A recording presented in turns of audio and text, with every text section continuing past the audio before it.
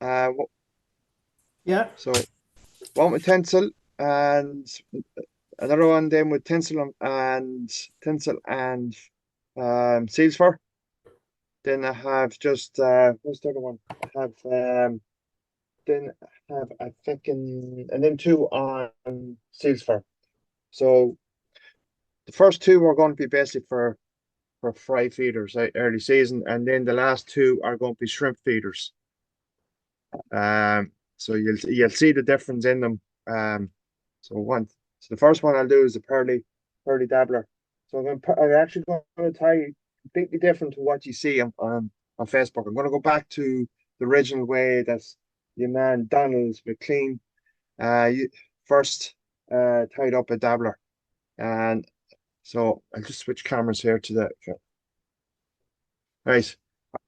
This little camera I have is great. I think Brit got onto Brit before and she said to me, so I have it here about a year ago. It's slightly Right, out of focus, Kev. fucking is, isn't it? Oh no, no. Touch it with your, that's it. Perfect. Nice. I think I probably moved this earlier on, did. Right, so using 8 wax thread from Simplify. So just tie it in. Hook size, Kev. Is a partridge wet supreme pin. So flatten out your thread, brings it down even quicker. And clockwise it again, just to tighten it up. So and people have different types of way they want to tie the dabblers. A lot of people use pheasant tails. I use mallard. Um, what I find is sometimes trout are a wee bit picky, and they sometimes they do snatch at the pheasant tail. So just like this, can you see it? And just roll it in your fingers like that. Just roughly over hook size, just like so. Pinch and loop, and then bring it up and turns up. Snip it off. And I'm using a hot green. Right, yeah, hold on, yeah. You were. We'll have to. It's a hot green. You can use silver or you can use red wire as well. But sometimes it's good to have an option for the trout. Right, so tie them in, bring the thread forward and come back and lock in that thread. So tail 1.5 times the shank, Yeah, roughly. Yeah, roughly. roughly. Okay. Yeah. You can go with two sizes. It really doesn't matter, but I like to keep them a wee bit short. Okay. Now, what I also do, I don't know if you can see it, so I'm just going to turn up here. I keep my wire like this, see, nearly on a 45-degree angle, 6-degree angle. So every turn I do, it slides down to the previous wrap. So you get a nice smooth body as well. And when you're doing your tensils, you'll actually get a nice smooth body. Right, anti-clockwise again, just flatten out the thread, bring it up, put it on there. Nice. I'm using Simplify Flat Mirage Tensile, 0.8 millimeter. Um, you can also use Uni Pearl as well. It's both of them are almost the same. This is just a little bit more greener.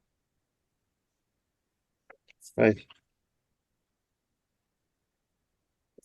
Show you what I'm doing now. It's only with my glasses. I have to look down. I'm putting a wee little wedge. You can see the little wedge. Can you see that? Yeah. So basically, when I'm tying it in and I forward, a wee hump doesn't come on the tensile. If you look on Vineyard's book of fly dressing, you'll see that in it. Right, I'm going to protect the tensile, putting a bit of varnish just on the body.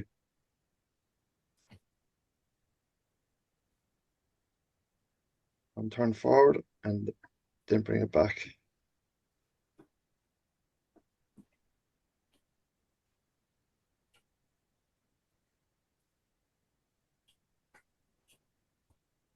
So when you come to the back here, just do one complete turn and then bring it forward.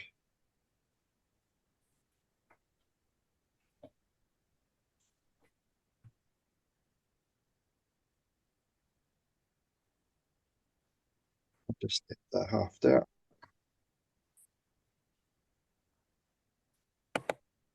Right, and using a dark olive, it's whitings. This is years old. This must be about 12 years old. I have very, very little of it left.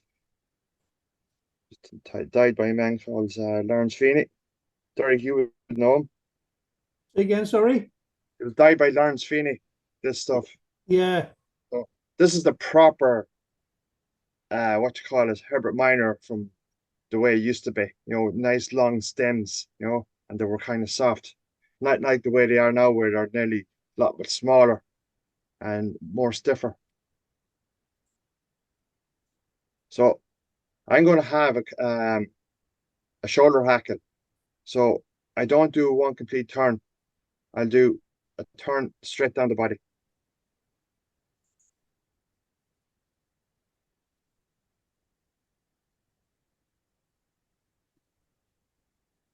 Then bring it up.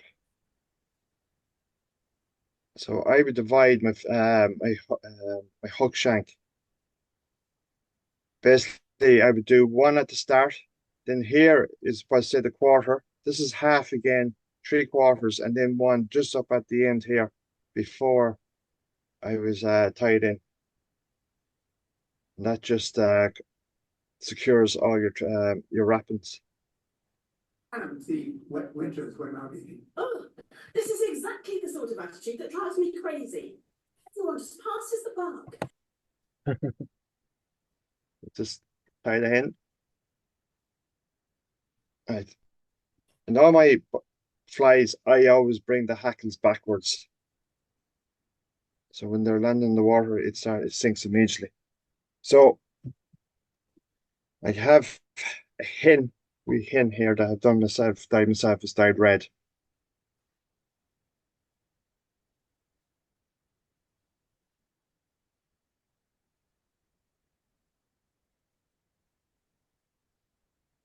Just catch it at the tip and fold your bards backwards. You get a Christmas tree effect, like so. And I'll bring it down like that. You can see that? You get another Christmas tree there. So just nip it and tie it in. Right. I'm going to do 2 turns is all I need. Just double them back.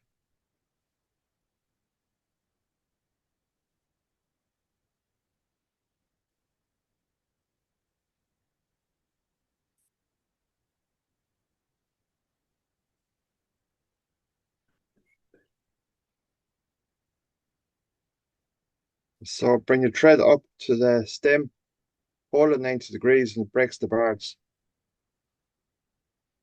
So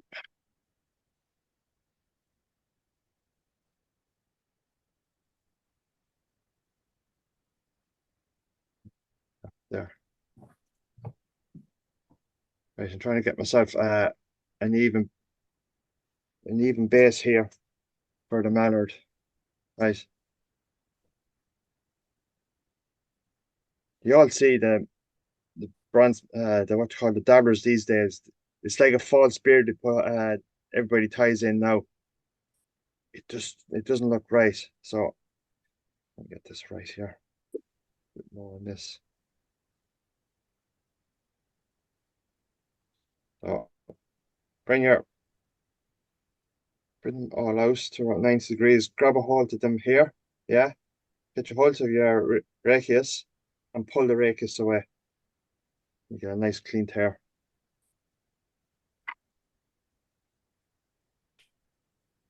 Right. Fold them. You can see now I better do this right. Fold them in half. that. And then bring them up to this to the side of the shank and roughly have them just past the bend of the hook. So you're just going to wind them around with the thread, like so. Like that. That come out right? Did ya? If you're not happy with it, just bring the loosen the thread back in half a wind, and just use your finger just to bring the feathers around a bit more. It's a bit better. Right, using a really sharp, pointy tool, scissors, just cut them away. So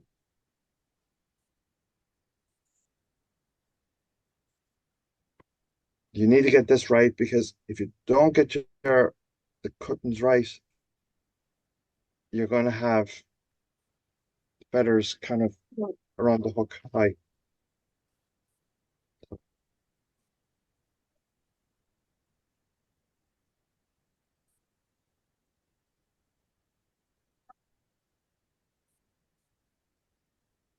So, right.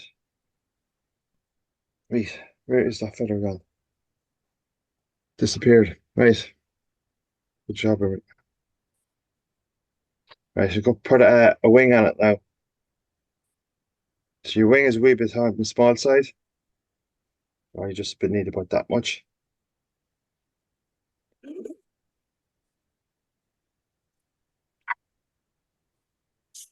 Again, just fold this. Usually if you're doing the wing, you would fold it into 3/4, but this one you don't. So fold it like that. Just offer it on top. Roughly half the length of the tail. Like so. Loose wrap it first. And just check it. This just sits right, yeah. Right, and with your sharp scissors again.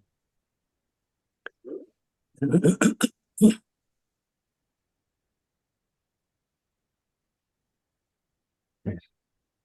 Finish it off. Usually what I do, I let the thread fall behind the hook eye and bring it backwards. If your thread decides that it wants to slide, use a bit of wax and that'll grip it.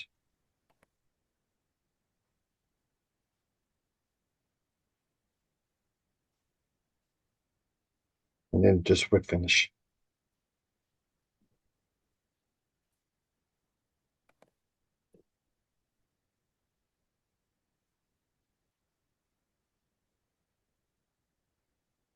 When you whip finishing, just start just here, the head, and bring the whole way down. You'll get a nice smooth cone shape to your head. And then you just use a bit of varnish. I use this like a river. James McDonald used to get it, but I can now get it in Italy myself. But it's the only thing you buy 10 bottles. I think they usually cost about €70.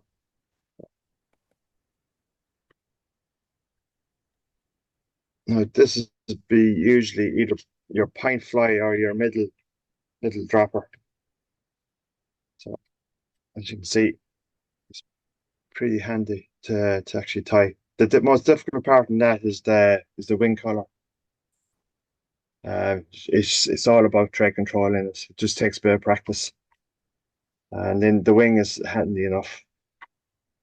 Right, so you can basically fish that nearly all year round. So right. Put this here now to dry. Yeah, because I did one of them earlier on now today and it didn't come out too well. So the next one is going to be a silver, or sorry, it's not, it's going to be a Peter Ross. Just tied a wee bit different. You know your Peter Rosses, they're usually tied in the black hackle.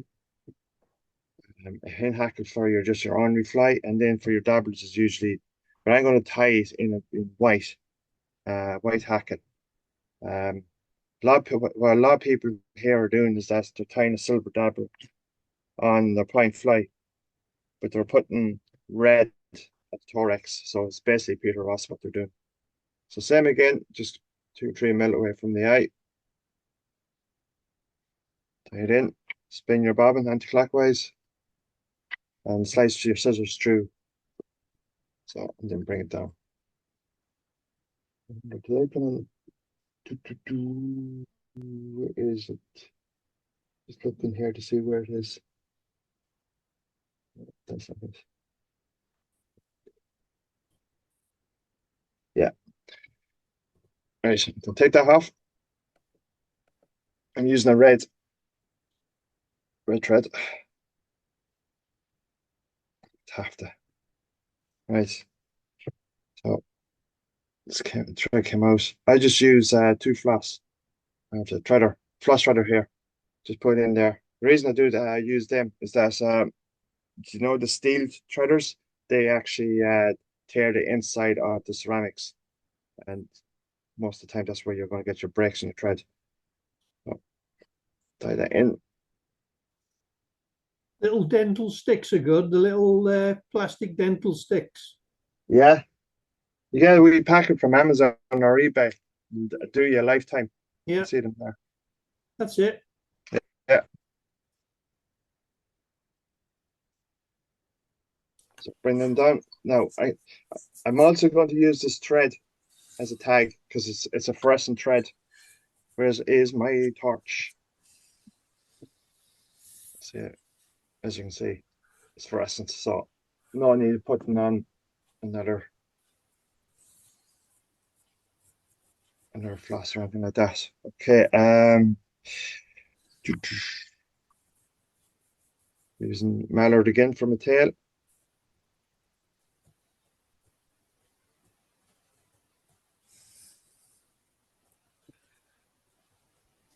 You were saying earlier, Kevin, you used mallard over pheasant. Is that because you think it's a bit softer? Yes, yeah, yeah. Most like if you see most patterns, especially Irish patterns, it's all pheasant. But what happens is they break very, very easily, especially if they're washed and dyed commercially. You find them they're a wee bit more on the brittle side. So, right. So silver wire.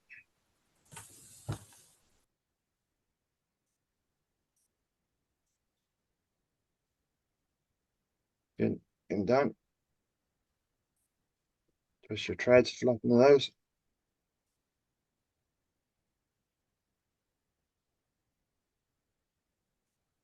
Bring it up roughly between halfway and 3/4.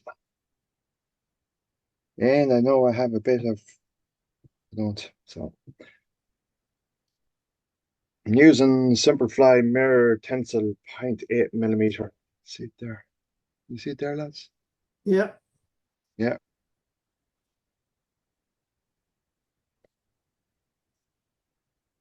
Yeah, stick there.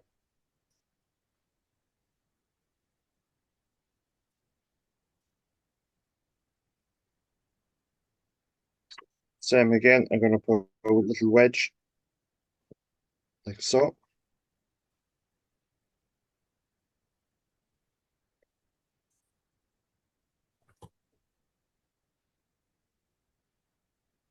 A bit of varnish on the body, and that'll protect it. You can use super glue, but I don't use super glue because at some stage the water breaks it down.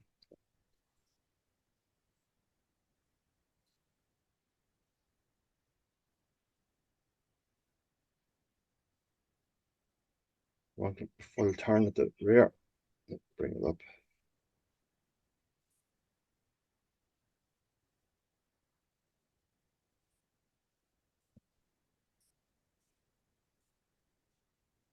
Nice. For red, you put a red seals fur, but I'm going to use something a wee bit different with a bit of flashiness. So I'm using Frankie McPhillips Irish Sparkle Dubbin. It's a fiery red. Oh, comes out.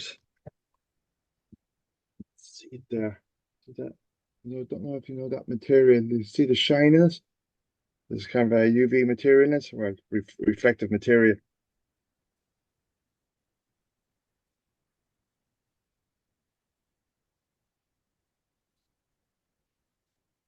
And what I'll do is that I'll tease it out as well.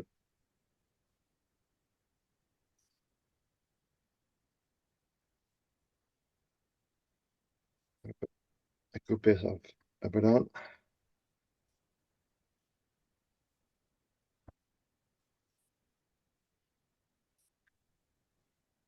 So I use my brush. This is a Swiss CDC brush. And you've probably seen me before using it. It's got bristles here. It's also got a comb here, and then it's got a little wedge tool for, say, breaking the bars of your hackles and stuff like that. So just pull your doubling out, and that pulls the UV gene or the UV material or reflective material out as well. So a bit more organized this time. So especially when it wasn't at work, I was able to organize myself better. Right, so tight in like that. Light wraps the first and tighten in. Again, I have a body hack, shoulder hackle on this first. So I'm just going to bring this down, palmer down the body. Going to have open turns as well because it is a pint fly. And again, 4 to 5 turns.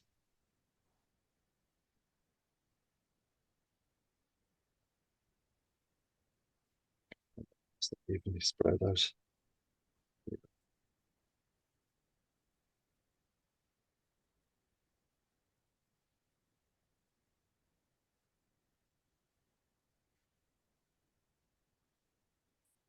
Nice, and just snip it. You'll see a lot of people when they pull. I don't. If you pull, you're usually breaking it behind, or yeah, behind the wrap. So eventually that's going to come off. So just snip it just above the wire. Right. Push everything back, or use your brush, and that'll tease everything out as well. So this time I'm using an orange hen. So the reason I'm using an orange hen is that it's for prey fish.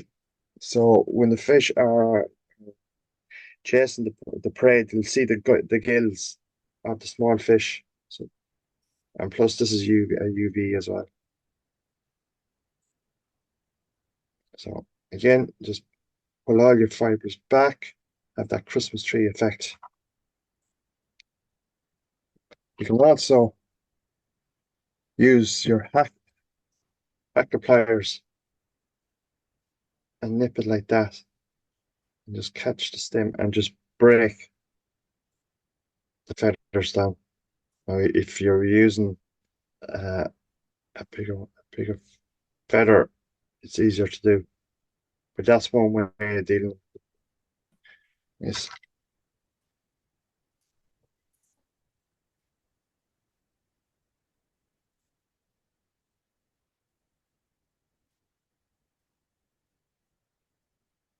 If it's too small, just get your hacker pliers again. Pinch it on the stem. Double it back. And just gently bring it around. All you need is a turn and a half. Bring your thread up. Bring your stem 90 degrees. That.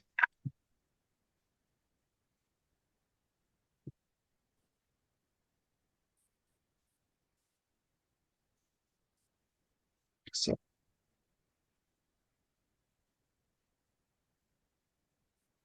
That's nice. I am going to use this material here. If you see it, see the red and the blue kind of in it. So what it is, it's this material. Separate flashes, holographic back sparkles. See it there? You can see them better now. So you got a load of different colors in it. So basically that's just to grab the light. You know, if you can see the reds and the blues in it.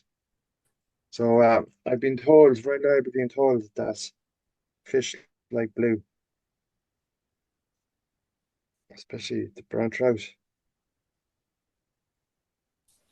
The reflection there was sending it away, Kevin. Is it a bit like the old mosaic?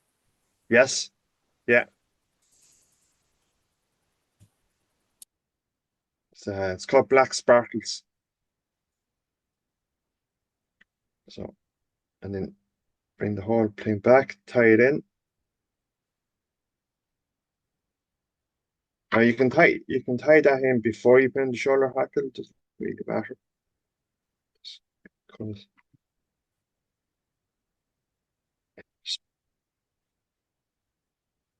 stroke everything back. See, when you bring everything back, it bounces back, so you get that effect in the water as well. It starts pulsing in the water. Right.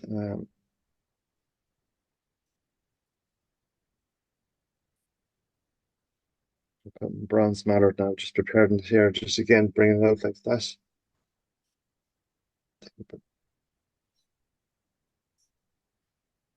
You can see it's like that. So again, just catch hold of it, and with the stem, just pull away.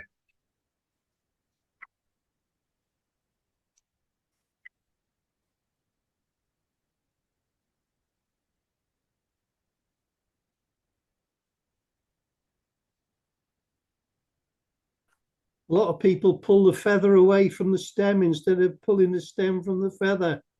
Yeah, but at times what happens is that you leave a lot of the bars behind if you don't have a good grip on it. So it's easier to pull the stem away. Yeah. So again, I want my length of my mallard just past the bend of the hook. Use your thumb and holds it in place. And just bring it around. Exact same way that you would do deer hair. Exact same principle, same way of bringing it around. If you're not happy, you can just come off and just tease around with your fingers.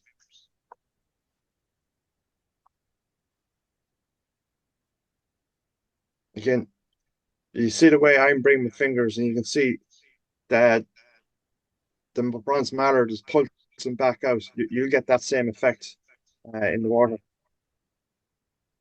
It's more attractable to fish as well.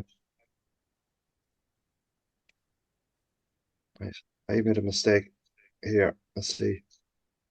Just gonna cut this off. Right, this is a good way now, Sean. I'm gone too far back with my thread, so catch a hold of the hook shank, pinch it, right,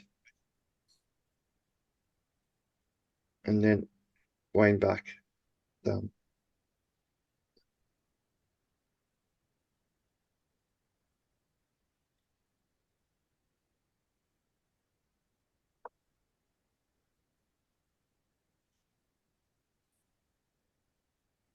I didn't mess with this one now. I don't know. It's like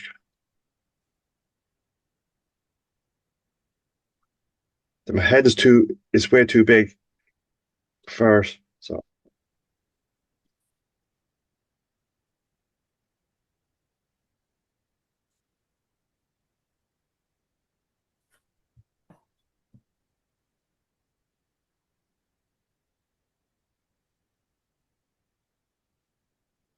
oh, better. Nice. So from a wing, just going to use the very top part here of the mallard. Now you can use different colors, different dyes as well. Like I have sunbursts, carrots, olives, um, what else?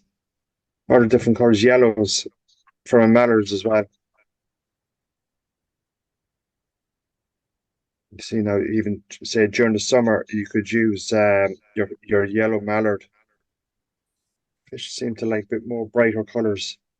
Right. So your wing is basically half the length of your tail. Pinch it.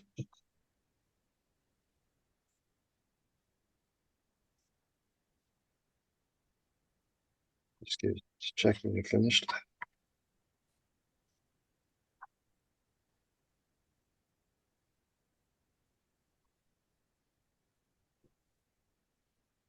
Then you find scissors. Just go.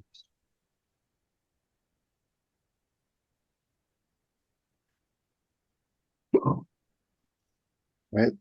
I'm going to bring my the thread forward behind the eye, and it'll give me a dam effect on the way back. Now, if that doesn't work, just use a bit of wax.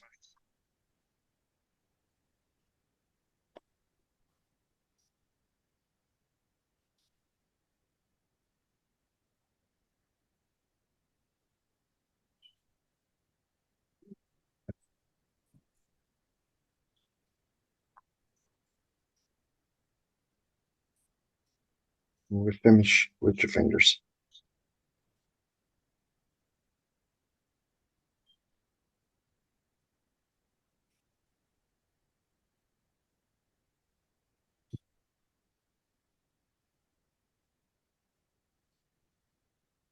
Now, when these are dry, this varnish is dry, I will put UV resin over them,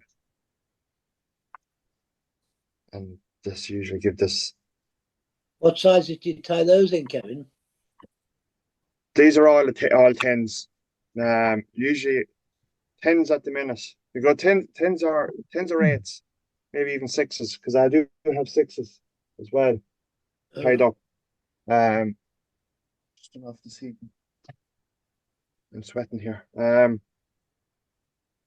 Yeah. So basically, you can go sixes. Really early season. Then eights and tens as well. It's basically what most people will use, and then you're looking at 12s in say maybe the likes of Melvin and yeah, the wee smaller lakes, basically the smaller trouts. With bigger trouts, you would stick on the tens at the minute. But definitely around say August time, I could be on 12s, even September and October. Our season doesn't finish until October, so we yeah, we'll have anglers who have won competitions on size 12s dabblers, so it takes time. You're So talking of a full bronze mallard feather for each fly, aren't you? yeah, 100%. Yeah. Yeah. Because at the end of the day, like when when the flies get wet, your bronze mallard gets very, very small. Like it's basically nothing in it. So yeah, that's why I do put in. Look, at the end of the day, I've seen a lad win a competition on chain with basically little or no mallard on it. He basically used maybe half a mallard on his fly and still wins. So it all depends on the fish, what they want. So that is your Peter Ross. So, right, next one onto the shrimp feeders. I'm going to tie it's a fiery brown. See it there? So something like that. So again, just using different materials, right? So I have to look here to see what I did. Yeah, same again, right? At this stage now, I'm having to write. I do have notebooks of patterns because there's a couple of times where I've given flies to lads and they say, "Here, try this again," and end up missing out the material. Right, so on the red again.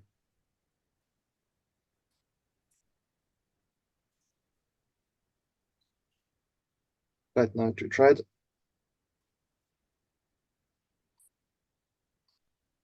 Down to the bend. Bring it back up towards the bar of the hook.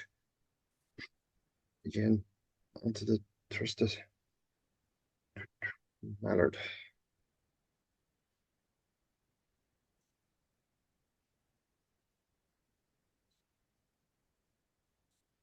Again, just bend it in your fingers and just keep turning it like that. It just breaks everything up. Just pinch and loop as well. Just bring it up the shank.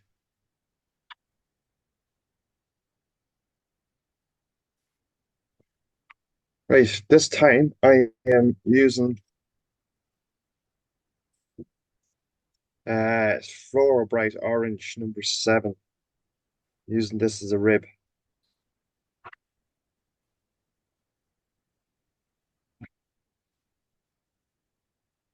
So the best way to put on like a floss material, you just feed it up, put it down, and then just tie it in like that.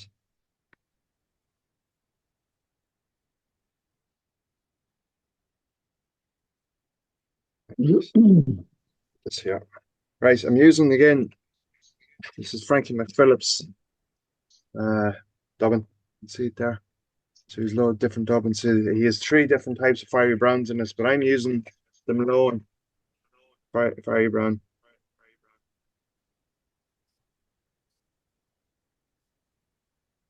So generous amount.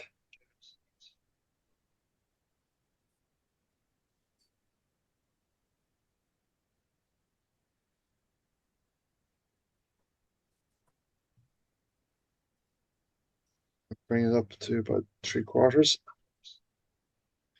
I'm going to use the sparkle again.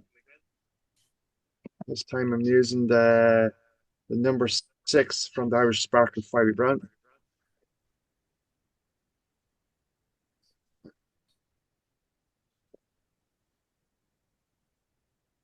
Yeah, generous amount of it.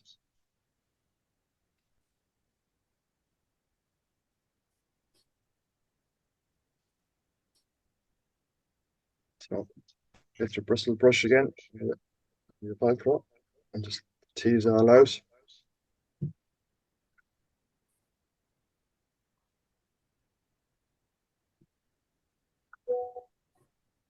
Fiery brown saddle.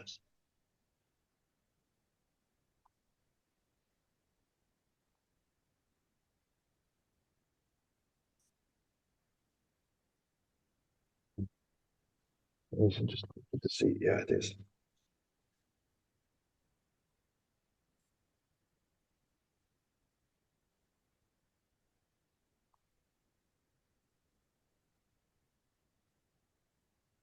This is either a middle dropper or a top dropper, so you'll have a little bit more turns in it.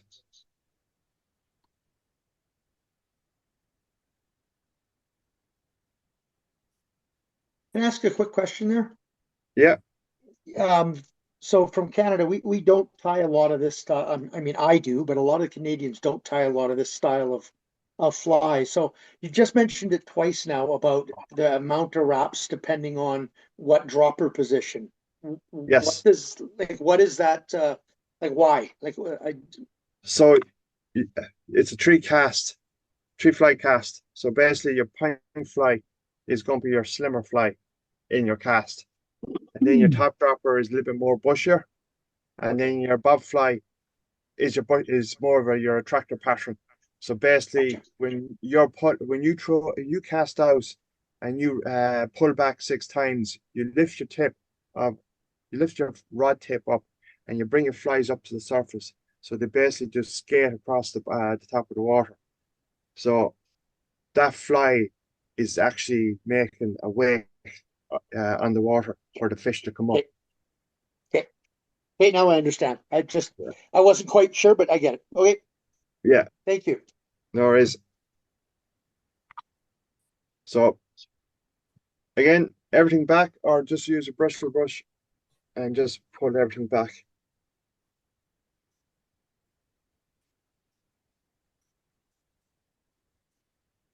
That makes your fly a bit more alive rather than just when it sits. When you cast out your flies, especially dabblers, and you're using cock saddles and stuff like that, they tend to sit on the water um, before they're actually sink down. So just use doing that there, you're just basically they're going to sink a little bit quicker. Right. So I am using orange again, fluorescent orange, and this is actually. They show you that this is actually fluorescent as well, like so. So I went a little bit too mad on the fluorescent on this hack on this little cap.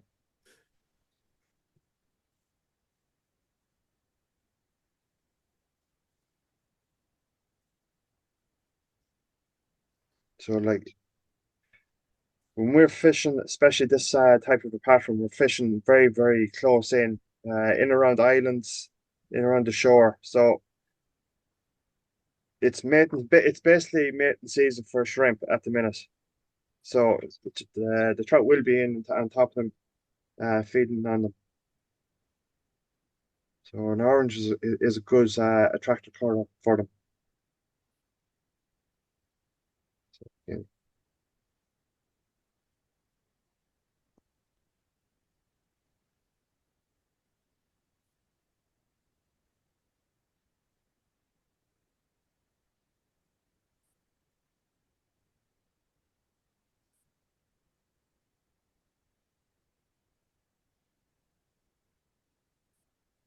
Like everything else, tray control has a lot to do with these flies.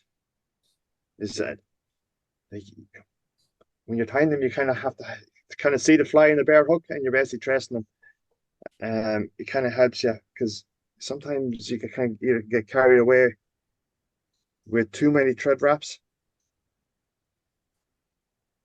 So again, mattered with the, I suppose you can call it a collar wing.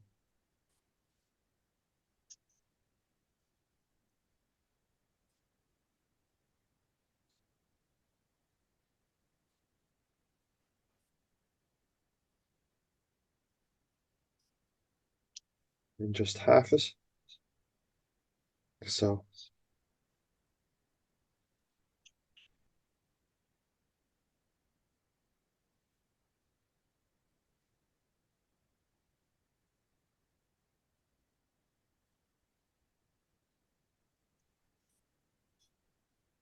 didn't come around right with me.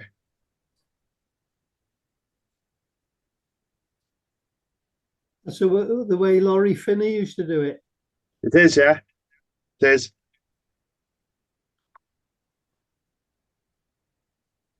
And like I think he actually trained me, so it's the way I seen it.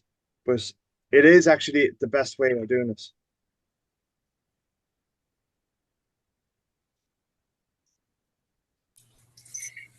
What is the other way? That's the way I've always done it. The other way is basically you just show you. So you get this wet, and then just cut this off. So you basically get one in, fold it into halfway, and then bring this in. And what they're doing is that they're just putting it on like that, and then they'll turn it upside down, and they'll put on a beard hackle. Is basically the only way to describe it. But if you look at which one is it? The green dabbler, which is actually you do it that way, but you turn this on its edge and you tie it in. That's the proper way as well. The green dabbler now is early season, mayfly time, and basically right into late season.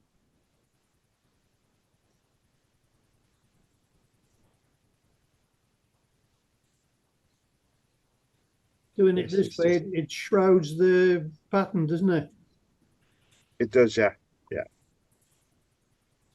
It actually brings the pattern more alive as well.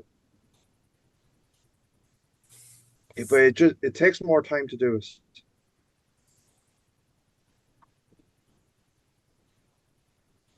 I'm happy with that, the way you've done that one.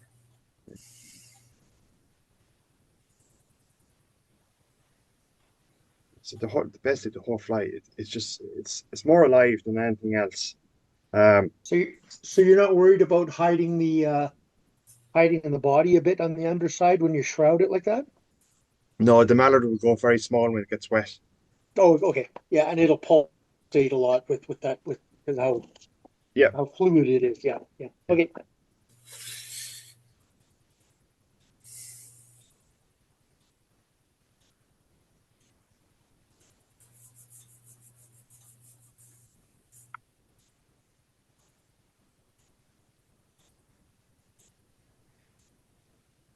I'm gonna have to get another one.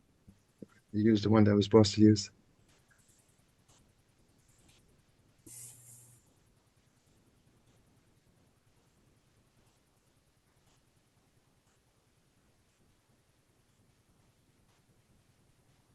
Now a lot of patterns as well that does have jungle cock on them, but we're starting to use more, say, biots, fluorescent biots, and tinsels and mylar, things like that.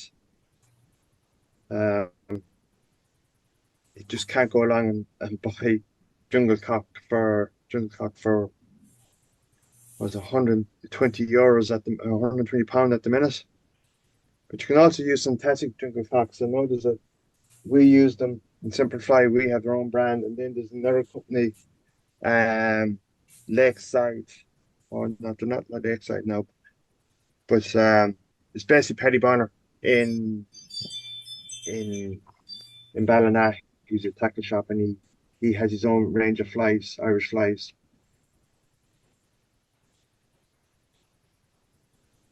How much did you say? Like, is that like a number one jungle cock for 120? Yeah, Wow, if that's cheap here. We're if not paying, more. yeah, we're paying close to 400. Wow. No Yeah. way. Yeah, for number one, 400 to 500. For number two or number three, we're down in the 250 to 300. So it's really hard to find good jungle cock here. That's not all the eyes aren't split. Yeah. And I won't use the artificial stuff. It doesn't matter what company, whether it's Zemperfly or anybody else. That artificial stuff is junk. I use it anyways. See, when you're ripping these flies through the water, I don't think the trout have enough time to see it. True. I think jungle cock is actually kind of more of a angler's confidence than anything else of using this, where it's just a kind of a thing to have on your fly, because if the fish are around fry feeders, you have eyes on it. The Yeah. eyes of the fish, basically. But if you look at, let me see, who was it that had a fish of over 12 pounds? Melvin Wood. Melvin Wood's Oh, fly Melvin. never had, Yeah. it never had jungle cock on it. And all the old flies never had jungle cock on them. So look, again, it's the tyre's preference Yeah. more than anything else. It's a confidence thing. What I've been doing lately is I've taken the really bright goose biots, putting those in, and just taking a Sharpie and putting a little dot on it just as an eye. Yeah. Right. So Yeah. The other I thing, don't know. just holographic works. Yeah. Yeah, there you go. Yeah. Yeah, holographics fair, and like even the way I'm putting my shiny stuff in here, my sparkle or whatever you want to call it, a UV reflective pattern, that does the exact same thing. They'll see that quicker than they will see probably what's on the cheek. Probably. Yeah. That's probably more of a taker than anything else.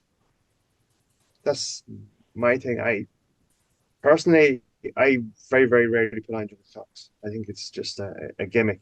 Like I've actually seen lads where you get your silver holographic and you bring it up the body. Do the way you do Montanas and you bring your marl up the body. Oh yeah. Yeah, they do the exact same way. So they'll have two pieces of holographic up the body, or they'll stick it on the wing, under the wing. Same thing. Actually, that's what I'd be doing next. I'd be putting actually that's what I did with the black sparkler. That stuff there. Just put it under the Oh, wing. You that know, that's more that of a fish taker. yeah, that stuff's amazing. It's Yeah. one of the one of the best products in my opinion that Semperfly makes is all that whole their whole flash line, Yeah. Gala blend and all that. It's phenomenal. Yeah, I have it here, like it's right behind me here. Like, I wonder, can I change the camera here? You'll probably see it. And if I turn the lights out, it is actually behind me. You can actually see it there. If I turn the lights out, I'll actually and the shiny UV torch, you'll see everything shining up behind me with Yeah, everything. That's more of the I use it. I actually use that on my dabblers as well. Especially when there's a lot of rain about the place. And the water gets murky and black and stuff, so they can see that type of stuff come through the water. Right, so that's the fiery brown shrimp taker, basically. So like even if you look at this, it's shining up. You can actually see Wow. the hen coming through as well, and even say in my hackle, or sorry, in my rib, you'll see the orange glowing up, and then underneath you have a wee bit of a hot spot. I have to be careful with this torch because it's not shop legal. You can actually see it there, shining up, everything shining up there. So like the way I look at UV is that if you're looking at the sky, say at night time or in evening time when it's going dusk, and you see the rays coming down. You ever see when you're in the water and you see rays coming down? So that's the highest point of UV of the day. So that's when your UV flies basically work a lot better. And again around 12 o'clock, I think is the same time. So that's your fiery brown done. Right, one last one is the International Dabbler. Right, yeah. So International Dabbler is a pattern that's been around since the 90s. Again, it's a shrimp fly, but can be used all year round. Particularly good for sea trout as well during the summer. So I'm using fluoro bright here. So what I do with this, I spin it anti-clockwise, flatten it out.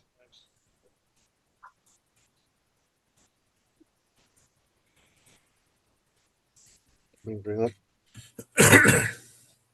and I bring it forward. Just keep the whole body. Welcome back. Yeah.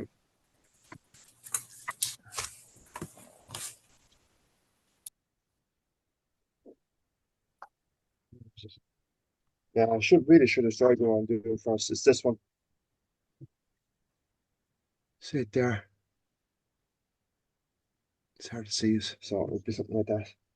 Right, so again, red thread. Again, this is fluorescent. And here in Ireland, we love our red thread.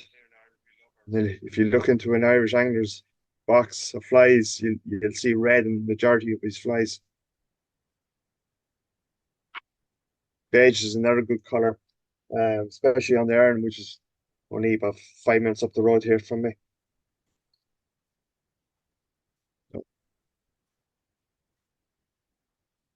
And also, what a lot of anglers do, they put gold bright here underneath. So I'll just show you that actually, just when I'm here. So let's say number 7, gold bright number 7.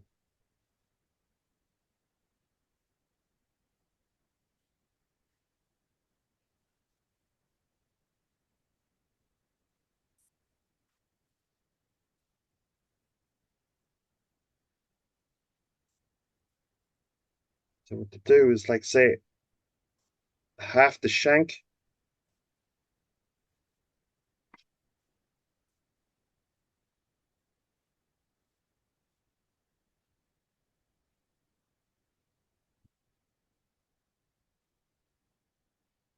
Everything I do, I always bring it down the full into the body. And that keeps my whole body kind of flat, and there's no bumps and hollows in it.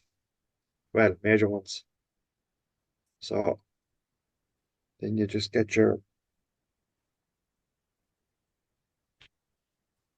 actually, just for argument's sake, I'll show you. This is just cock pheasant dyed claret. You can just imagine I'm picking everything up. That's the way my room is. Everything is fired around the place. So roughly going about the length of that. Pinch and loop.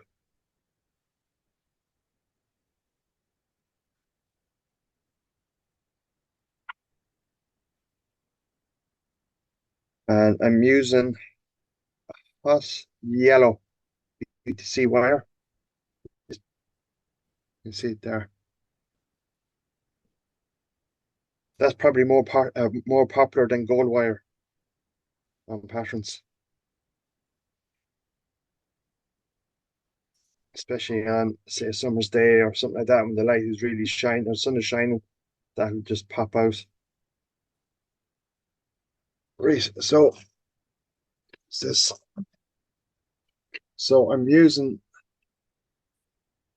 again, Frankie. So I'm using this orange olive.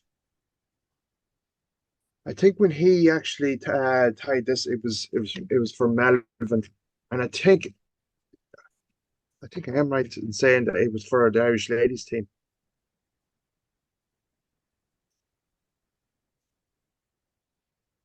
So again,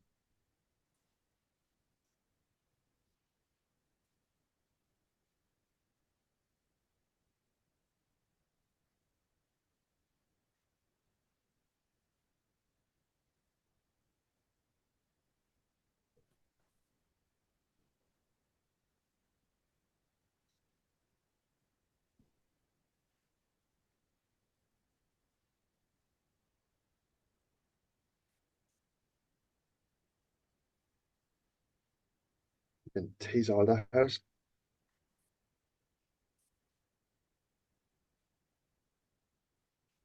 Right. So I have a yellow hackle. I think this is my own dyeing here.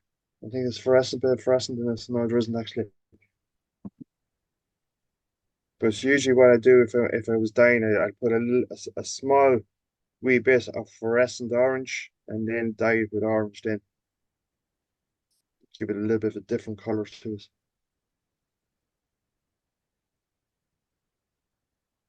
So again, the hackle is straight down. So this is a middle or top dropper.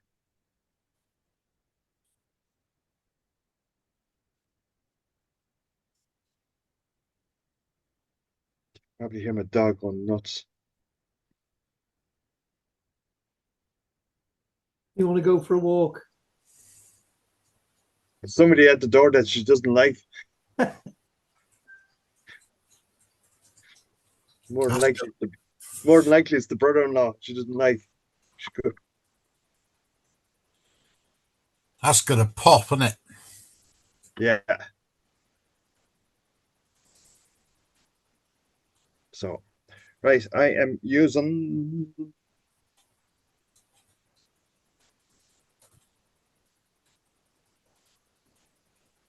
again to simplify the hank part of it again. See this? This right. Can you see that proper? It probably Yeah. looks backwards, but it's holographic 1/69 gold. So, like everybody, I have a little snip here on the corner, so I can just pull a piece out. But it won't behave itself now. Ah, well.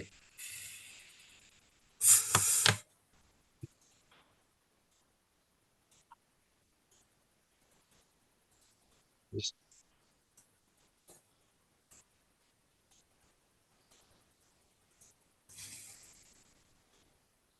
so again, just bring it. Probably the length will probably be again around half the tail. Again, it's preference as well. Just fold it back.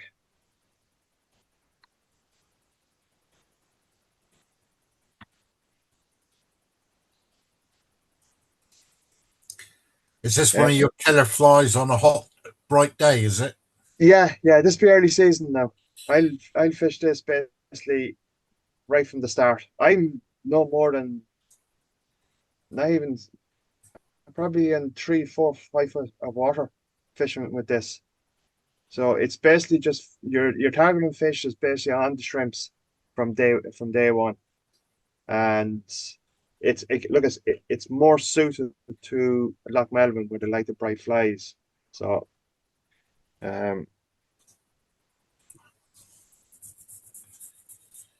like these are only 4 flies, that I've tied for early season. You can go for a hare's ear dabbler, which is just as effective.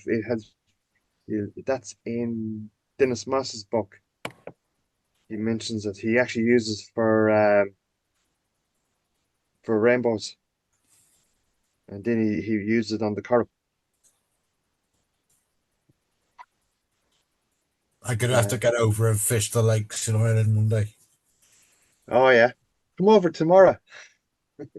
Starts the season starts Saturday up here in the Midlands, and they're already open down in the west. Basically everywhere else it's open.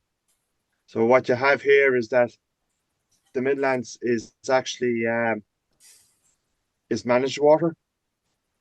So I'm here in Cavan. My home place is in Galway, in East Galway. The exact same permit for €55, including the kids. I can fish. And that's 3 lakes and I think it's 11 rivers. Oh wow! And like one of those lakes is a world-class lake. You're near Daryl Mooney then. Darl is about 2 hours from me. All right, I thought he was closer than that. Well, 2 hours isn't far, anyways.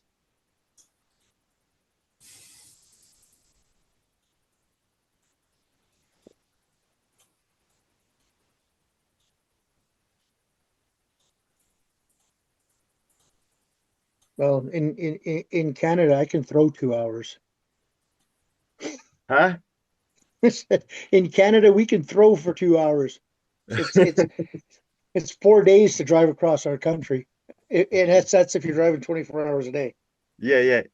Jeez, no. It's funny. I wrote an article a while ago for a European online magazine, and I was Yeah. talking about a lake up in northern BC that was 575,000 hectares. And the guy's like, "Oh no, that can't be right. You must be having too many decimals over. That's almost the size of Britain." I'm like, yeah, it's almost the size of Britain, right? Yeah. But a lot of anglers, say from Belfast area in the north up and from Armagh, they drive down to the Corrib, and it takes them 5 hours to drive down, and they leave at 4 in the morning to be down for 8. I'm the same now. Look at our roads in Ireland are crap, basically. We don't have well, we do have a motorway system, but it wouldn't be the best. So to get down to, like, if I really want to get down to Galway in a motorway system, it'd probably take me an hour and a half, but it takes me up to 2.5 hours from here to get down. So what I do is that my home place is in Galway, drive down the night before, and I get up at 6 in the morning and head for the lake then. Oh Jesus, that went on sweet that time. Must be all the practice I'm getting. Only.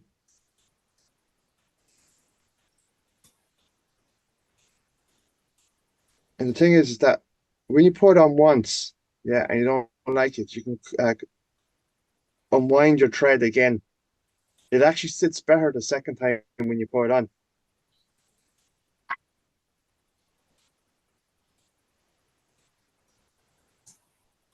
You fishing these flies quite fast then? Yeah, stripping, really stripping. You can't fish them fast enough. If your arm's not falling off you after 5 or 6 hours fishing them, you're not fishing them fast enough. And what kind of line are you using? You're using anything from a floater, midge tip, um, slow intermediates, fast intermediates, Hovers. all that type of stuff. All depending on where the Okay. fish are and Okay. and when you're fishing them. So you're still DI3, fishing. You're still fishing depth. So if they're in 20 feet, you're using a type 5. If they're in 10 feet, you might be using a hover. yes, 100%, okay. yeah. Yeah. So, okay.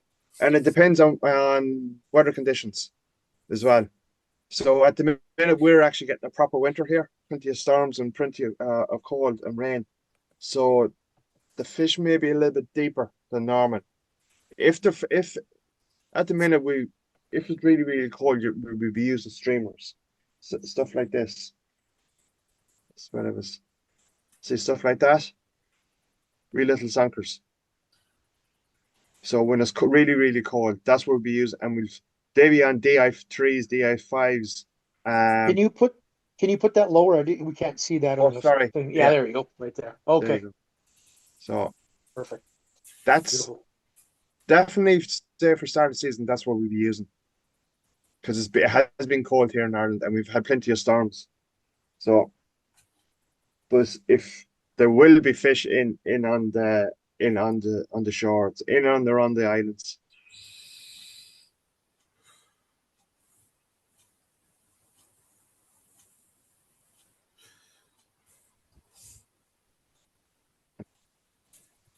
Head is way too big. See, when you are tying these, you do have to concentrate.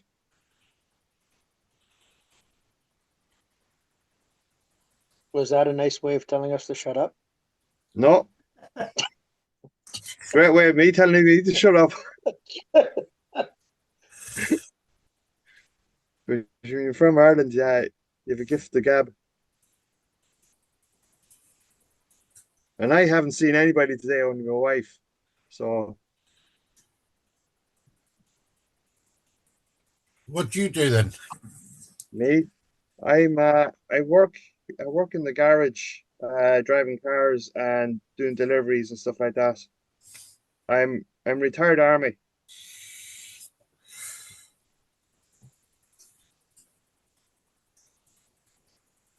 You haven't been very well, though, have you? No. It's just been one of those years. Just that even the whole family now, we basically have a lot of problems in it. Father-in-law fell down the stairs time the Irish Fly Fair. I do be slagging him, saying that he didn't like the drawers down at the bottom of the stairs, so he decided to take them out.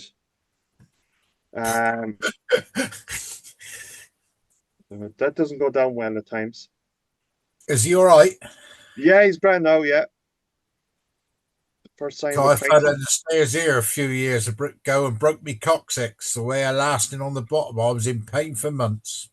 Jesus. Yeah, he I tell you, he broke his shoulder, broke his collarbone, did something to his punctured his ribs. No, punctured his lung, broke his ribs, did something to his spleen, and did something else. He did a right job of himself. But he's grand now. He's out and about.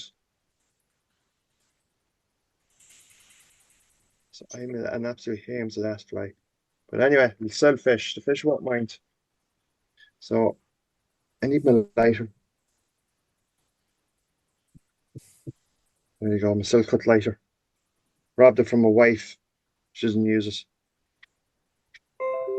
Right. Any strands like that, you just weekly click. I'll tell you why.